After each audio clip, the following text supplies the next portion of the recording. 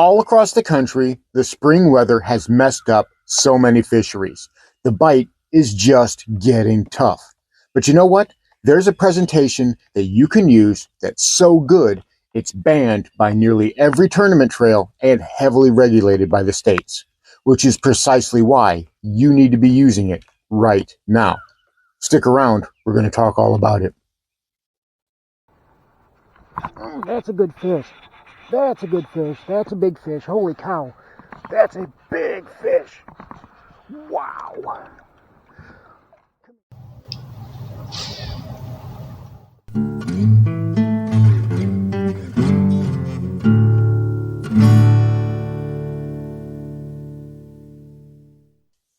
Welcome back to Lowbrow Fishing. And as I said in the opening, the weather so far this spring has been crazy. Sure, we've had our normal wind and rain, but it's been so much more. We've had so much rain, it's keeping that water muddy and also keeping the temperature down. Also, we've had so much wind, 15, 20, 25 mile an hour winds that are unrelenting and last all day. Add to that, we had a cold front come through that dropped the temperature from the mid 80s down to the upper 50s overnight. You know the bass, you gotta love that, right? We've talked about consistency before, how the bass like things to be consistent. That's what gets them active and biting. And when they don't have that consistency, when things are changing constantly, it can really be tough. So that's when I switched to a particular presentation. It's very heavily regulated, and a lot of places it might even be banned. So you need to check in your area, but it just catches fish. I'm not worried about trying something new. I'm not worried about doing something fancy. I'm worried about catching fish, getting as many bites as I can. But before we get started, if you like bass fishing content that tries to be inclusive, whether you're fishing from a boat or whether you're fishing from the bank, and always thinking about budget, because not everyone's got a lot of money to spend on bass fishing gear, this is the channel for you. Click that subscribe button down below. And while you're down there, I would really appreciate it if you gave this video a like. It helps the channel out so much. So what am I talking about? What am I talking about this magic presentation? Well, if you haven't figured it out by yet, it's an A-rig. And I know what you're saying. You're saying, Lowbrow, have you bonked your head again? Maybe, but I'm still right about these. Whenever I just need a bite, whenever I just got to get something going, finding out where those fish are, seeing if I can establish any type of pattern, an A-rig is going to do the trick. Now, this comes with a great big caveat. When I said these are banned and heavily regulated, I'm not joking. MLF, BASS, a lot of tournament trails, especially the bigger ones, these are a no-no. And there's a reason for that. They've got 5 hooks, sometimes even more, sometimes less. But check your state's regulation. Here in Mississippi, I'm okay with 5 hooks. I can use that. But in other states, you might only be able to use 3 hooks or even 2 hooks, or it might be banned outright in the state that you fish. So you need to check. But if you do have it available to you, even if the hooks are limited, I'm telling you, throw an A-rig. Not only will it allow you to find bass, even if you're getting bites on the dummy baits and you're not getting any hookups, it shows you where those bass are. And it shows you that they will strike. You might be able to change up to something else, like a spinnerbait or an underspin, and generate those same strikes. Now, throwing an A-rig all day is tiring. It will tax you. It will wear you out. So you've got to make sure you've got the right gear to do it. Because if you're trying to throw an A-rig on a 7-foot medium heavy, well, you're probably going to break your rod, especially if it's a glass rod. You're going to break it before you even get going good. But at the same time, you're going to wear yourself out. That's why I'm using this great big behemoth. This is my frogging stick. This is my flipping stick. This is also my heavy duty A-rig glide bait rods. This is what I use all my heavy fishing for. I got a great big Abu Garcia Max 4 reel. This is a 40 size reel. This is a 6.4-to-1 gear ratio, which helps me stay honest with my retrieve. I've got 50-pound braid on this. Sometimes I'll even go up to 80-pound braid. And I've got a 7.6 heavy power rod with a fast action tip. Now, this dude, basically a broomstick. You could probably bludgeon an elephant with this thing, but it gets the job done. This saves my wrist and my back from making repeated casts with that heavy A-rig all day long. Because an A-rig is probably going to weigh at least 2, maybe 3 ounces, depending on what you have rigged up on it. And I suggest going cheap. Go as cheap as you can. This is just an H2O Express A-rig. You know, you can get the umbrella ones. I got this on sale for $5, so I bought a bunch of them. Because why do you want to go cheap? You will lose these. There's something about an A-rig that no matter what I do, before the end of the day, I've lost it. Rarely do I come back to the house with the same A-rig I started with. I don't know if it's just me, but I think that a lot of anglers also have that problem. Swim baits, same vein. These are just little H2O Express swim baits. The jig heads I'm using, these are Buckeye lures. They're 1/8 ounce. I got them at Walmart, 5 to a pack, which is perfect. Super cheap, about $3 per pack. So I'm not using my super expensive swim bait heads. Everything together is as cheap as I can make it, which allows me to fish this with a lot more confidence. Now, I've made the mistake before of fishing an A-rig with the good stuff. I had Kitex on there. I had Angler tungsten heads on there. Hook it up one time.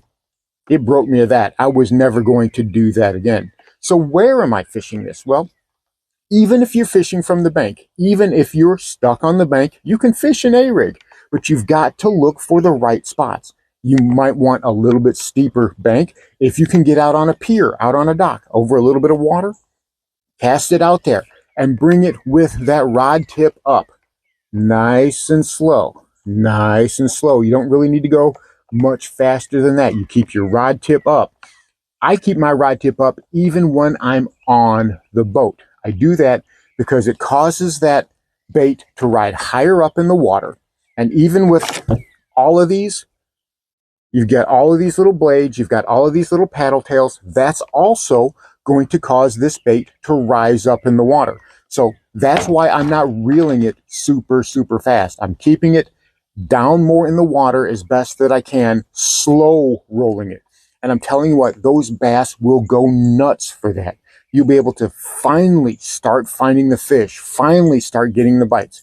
Like I said, whenever I'm done playing around, that's what I'm going to. I look for grass flats. I look for timber. I'm looking for mud lines. Anything that I think is going to be holding bass, and I just go in there with the A-rig. Again, it can be tiring. It can wear you out. But once you find that sweet spot, once you bring that A-rig over the top of it, you're going to get those strikes. There's something about an A-rig that makes things just a bit different. Something about it, maybe they really are attracted to that school. But especially in the post spawn, which is where we are right now in South Mississippi, A-rigs are just deadly. They are the most productive presentation that I have right now, especially with all the crazy weather going on. And even with all the crazy weather, there's still a ton of anglers out on my lakes that are just adding to the pressure. And for some reason, this is great on a pressured lake. You would think that a great big thing like this, a chandelier rig, an umbrella rig, an A-rig, whatever you want to call it, you think something huge like this would just totally disrupt your fishing, especially on a pressured water? This works great. Now, if you're fishing a heavily pressured fishery, or maybe if you have some sun, maybe some calmer waters, maybe go with an A-rig that doesn't have the blades on it. And they do make them, like the Flash Mob, you can get those, the umbrellas, you can get those that don't have the spinners on them. Now me, I prefer to have the tiny little blades on it because that's what works well for me. If I change that out, a lot of times I find that I'm not getting nearly the strikes that I would ordinarily. So bear that in mind. You might want to change it up. Now, if you feel like an A-rig is just too big for you to be throwing it from the bank, there are answers. Like I said, you can go to a spinnerbait, which also will work great for you. And you can also go to one of those A-rigs that's got the 3 hooks on it. You know, it's only got the 3 baits on it. I think Live Target makes those. I have a couple of them somewhere. I don't use them as much because the regular size A-rig works for me, but it's still an option whenever you're fishing from the bank, and it gives you that versatility. Again, an underspin could also be an option. A chatterbait can also be an option. But for me, that A-rig is going to be what I've got tied on. And the last couple times I was out on the water, That's all I had tied on all day was that A-rig. And I was getting bites. I start out having a spinnerbait tied on, having a crankbait tied on, having a worm tied on, and I would just get nothing. But you know what? The last time I was out on the water and I made the change, I made the switch to the A-rig, first cast, I caught fish. The very first cast, I caught fish, and I was thinking, you know what? I'm done playing around. I'm going to go with this the rest of the day and see what happens. And I ended up going from getting skunked and having a rough day to actually starting to catch some really nice fish. We're going with the old A-rig. We're going with the A-rig. Out here in this deeper water, I'm seeing some fish. Some areas here. Well, it's not too deep. We're in about 10 feet of water here, not even.